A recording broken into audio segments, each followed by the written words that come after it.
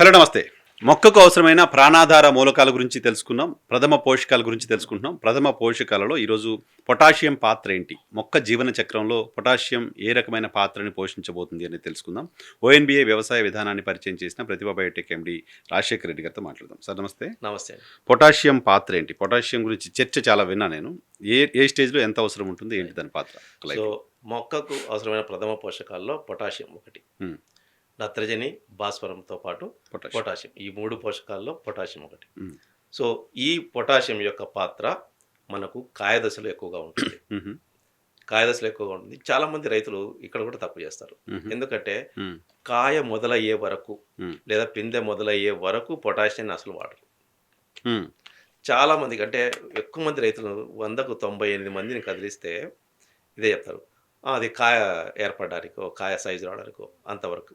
అంటే ఒక్క ప్రక్రియకి దాన్ని పరిమితం చేస్తున్నారు. కానీ పొటాషియం యొక్క పాత్ర కూడా మొక్క మొలకెత్తిన తర్వాత 15 రోజుల నుంచి దీని అవసరం కూడా ఉంటుంది. ఉంటుంది. ప్రతి దశలోనూ పొటాషియం పాత్ర ఉంటుంది. హ్మ్. కాకపోతే హ్మ్. ఒక దశలో ఎక్కువగాను, ఇంకో దశలో మధ్యస్థంగాను, ఇంకో దశలో దాని పాత్ర ఎక్కువగాను ఉంటుంది. ఉంటుందన్నమాట. హ్మ్. సో ఇది తెలుసుకొని పొటాషియంని మనం వాడుకోవాలి. హ్మ్. ఆ మిగిలిన అవసరాలు ఏంటి? హ్మ్. ఇది తెలుసుకుందాం. అంటే మనం ఎక్కువగా కాయదశ పొటాష్ అంటే రైతుకు ఒక గుడ్డి గుర్తు ఏంటంటే కాయదశ వచ్చిందా పొటాషియం వేద్దాం హ్మ్. అని చెప్పేసి పొటాషియం వేస్తుంటాడు. ఆ దశలో మాత్రమే వేస్తుంటాడు. హ్మ్. అప్పటి వరకు వేయకపోవడం వల్ల కొన్ని నష్టాలు జరుగుతాయి. ఆ నష్టాల గురించి కూడా మనం ఈరోజు రైతులకు తెలియజేయాలనుకుంటున్నాం. ఓకే. సో ముఖ్యంగా దీని అవసరము కాయ అంటే మనము పూత నుంచి కాయ ఏర్పడాలంటే, పూత నుంచి కాయ పిందెగా మారాలన్నా, ఆ పిందె కాయగా మారి దాని పరిమాణం పెంచుకుంటూ మనకు పూర్తి స్థాయి వరకు ఆకారాన్ని పెంచుకోవాలంటే, ఆ పరిమాణం పెంచుకోవాలంటే ఈ పొటాషియం పాత్ర ఎక్కువగా ఉంటుంది. ఓకే. తర్వాత అది బరువు పెరగాలంటే, హ్మ్. ఆ కాయ బరువు పెరగాలన్నా కూడా ఈ పొటాషియం పాత్ర ఎక్కువగా ఉంటుంది. హ్మ్. దాని మంచి రంగు, రుచి రావాలన్నా, హ్మ్. సో ఆ పిందె రాలిపోకుండా ఉండాలన్నా, హ్మ్. ఆహ్, మొక్క నుంచి కొమ్మ నుంచి పిందె రాలిపోకుండా ఉండాలన్నా కూడా హ్మ్. ఈ పొటాషియం నుంచి శక్తి విడుదల ఈవెన్ అవుతుంటుందన్నమాట. కలర్ రావడానికి కూడా. కలర్ రావడానికి కూడా. హుహు. కలర్ రావాలన్నా, సైజు పెరగాలన్నా, హ్మ్. బరువు రావాలన్నా, టేస్ట్ రావాలన్నా, హ్మ్. సో వీటన్నిటికి ఆ కాయదశలో దీని అవసరం ఎక్కువ ఉంటుంది. ఓకే. అవసరం ఎక్కువగా ఉంటుంది. హుహు. పొటాషియం యొక్క అవసరం ఎక్కువ ఉంటుంది. హుహు. తర్వాత కాయకు పగులు రాకుండా ఉండాలన్నా కూడా హ్మ్. పొటాషియం పాత్ర ఎక్కువగా ఉంటుంది. హుహు. ఇవి కాక దీని అవసరాలు ఇంకా వేరే ఉన్నాయి. హుహు. అది ఏంటంటే మొక్క మొలిచినప్పటి నుంచి నీటిని తీసుకోవడం దానికి అవసరం ఉంది. అవసరం కదా! నీరు తప్పనిసరి కావాలి. జీవన ప్రక్రియలు పూర్తిగా చేసుకుంటే నీరు తప్పనిసరి కావాలి. ఈ నీటి సరఫరా జరగాలంటే మొక్కలో, హ్మ్. ఇదివరకు మనం భాస్వరం గురించి మాట్లాడుకున్నప్పుడు ఆహార సరఫరా గురించి మాట్లాడుకున్నాం. హ్మ్.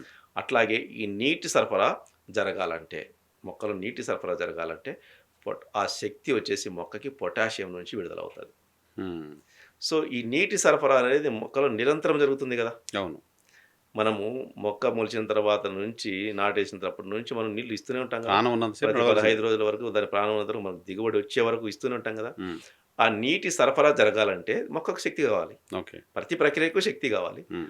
ఆ శక్తి విడుదల కావాలంటే ఆ జీవన ప్రక్రియలో, ఆ జీవరసాయనిక చర్యలో ఈ పొటాషియం పాల్గొంటేనే ఆ శక్తి విడుదలవుతది. ఓకే. ఓకే. సో, అంటే దీని అవసరం నిరంతరం ఉంది. హ్మ్.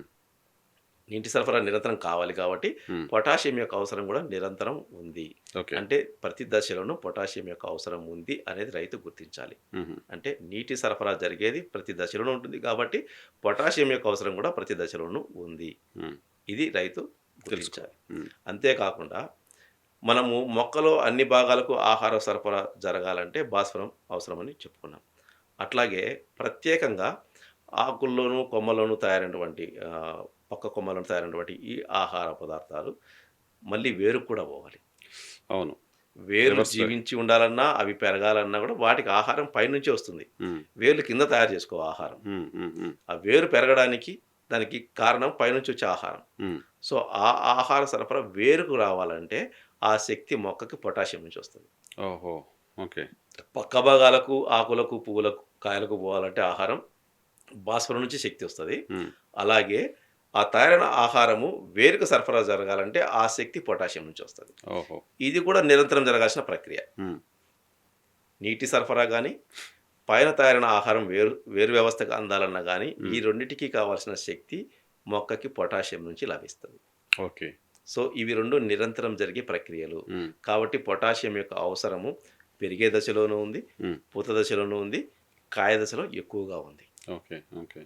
సో, కాయ దశలో దీని అవసరం ఎక్కువగా ఉంటుంది. ఉమ్, కాబట్టి దీన్ని అవసరాన్ని బట్టి ఇలా డివైడ్ చేసుకొని వాడాల్సి ఉంటుంది ఉమ్, రైతు. ఉమ్, కాబట్టి పెరిగే దశలో పూత దశకు తో పోల్చుకున్నప్పుడు పెరిగే దశలో దీని అవసరం కొంచెం ఎక్కువ ఉంటుంది ఎక్కువగా ఉంటుంది. మధ్యస్థంగా. ఎందుకంటే ఆ సమయంలో వేరు వ్యవస్థ వృద్ధి చెందాలంటే దానికి ఆహార సరఫరా ఎక్కువ జరగాలి. రావాలి.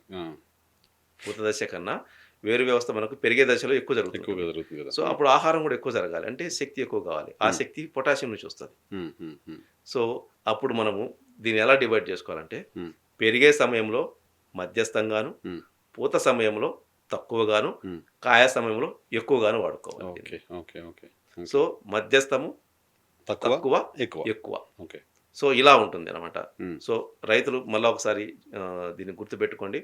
పొటాషియంను పెరిగే దశలో, పైరు పెరిగే దశలో మధ్యస్థంగా వాడండి. ఉమ్. పూత సమయంలో తక్కువగా వాడండి. వాడుకోండి.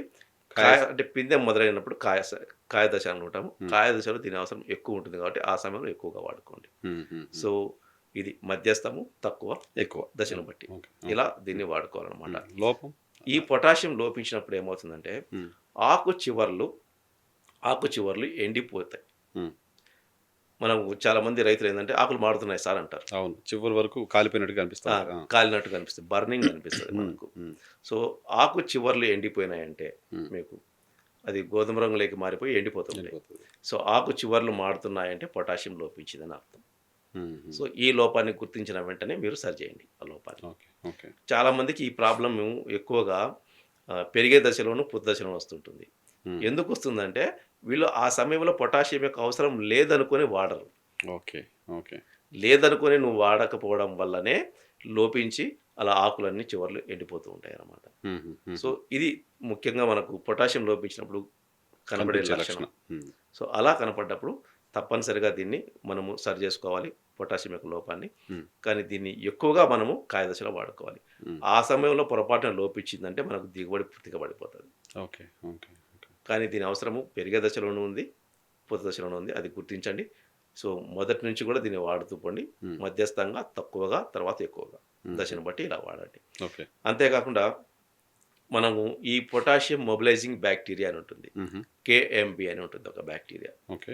సో ఇది కూడా పొటాషియం నిల్వలు ఏదన్నా భూమిలో లవణ రూపంలో పేరుకుపోయి ఉన్నప్పుడు, అవి ఉన్నప్పుడు ఈ కేఎంబి అనే ఈ జీవన ఎరువును మనము సేంద్రియ ఎరువుతో పాటు కలిపి ఇవ్వడం వల్ల ఆ లవణ రూపంలో ఉన్నటువంటి ఆ పొటాషియంను అది తిరిగి మొక్క గ్రహించే రూపంలోకి మారుస్తుంది.